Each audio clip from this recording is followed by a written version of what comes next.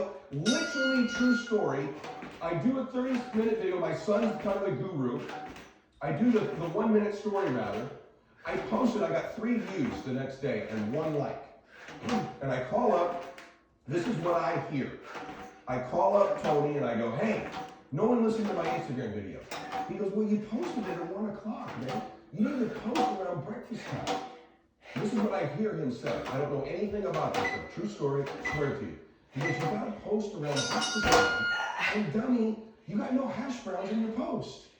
And I'm like, trying to not pretend I don't know anything. So I'm like, why do you, I gotta post at breakfast time? And why does it need to be hash browns? This makes no sense to me. So now I'm mad, but I pretend to know what he's saying, and I call my son and say, hey, you said you knew about this stuff. You're 15 years old, you're internet savvy. Don't you know all the videos have to be posted at breakfast time, and you gotta have hash browns in the video? My son's like, Dad, why would it matter what food is in your video? I don't know, but he's telling me it has to be breakfast time with hash browns. We went the whole day, my first post, lamenting the fact that I had no hash browns in my video. Turns out he was saying hash tags, but I didn't even know what a hashtag was 2 years ago. And so finally we figured out the hashtags, how to post, how to do a podcast, and it leads us to where you and I are here today. That's because I've been focused and obsessed in this field now for the better part of 1.5 to 2 years. So not only did I figure out how to get into the internet, not only did I figure out it doesn't matter what breakfast foods are in my posts, there was hashtags, not only did I understand what chips were, you don't even know what kind of chips I think he was talking after the hash browns. You don't even want to know. But suffice it to say, I figured out what type of chip. 1.5 years later, for my podcast now, and I like him to do more downloads than Tim Ferriss does. And he does a great podcast, but after learning about his kit and Googling how to do it, to think that it's come this far is mind-blowing, because human beings that get obsessed and immersed in any topic can become great at it, and so can you. So pick what you want and get laser focused. Begin to eliminate all the distractions. You are not hungry enough. You are not starving enough, and you are not focused enough. I say this to you as a friend. What are the things that are stealing your focus? Who are the people that are stealing your focus? And begin to eliminate these distractions.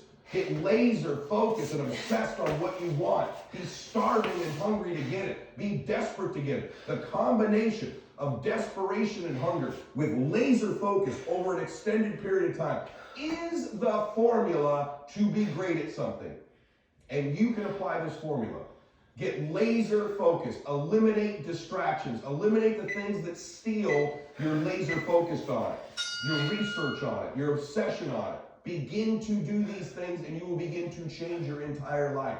Yes, I want your mindset better. Yeah, I want your identity higher. No question it's important to have great associations in your life. But daggone it, you've got to get hungry and you've got to get focused. And I know these sound like basic things, but go to any area of your life you want something right now. Pick the number one thing you want to change. Body, money, business, relationship, faith. I don't care what it is. Pick it right now. 1 to 10, how hungry are you? How desperate are you? 1 to 10, the most desperate and hungry you can be. Rank yourself. Number 2, how laser crazy obsessed focused are you on what it is you want? 1 to 10. 10 being hyper, psycho, crazy, obsessed, focused, nothing's in your way.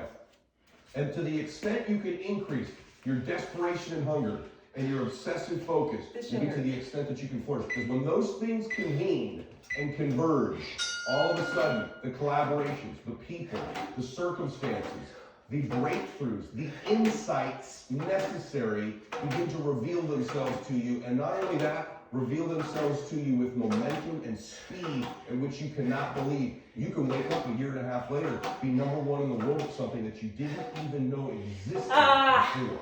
I'm a testimony to that. And you can be as well. Your success is going to be predicated more than anything on your hunger and desperation level and your ability to get laser focused and eliminate the distractions in your life.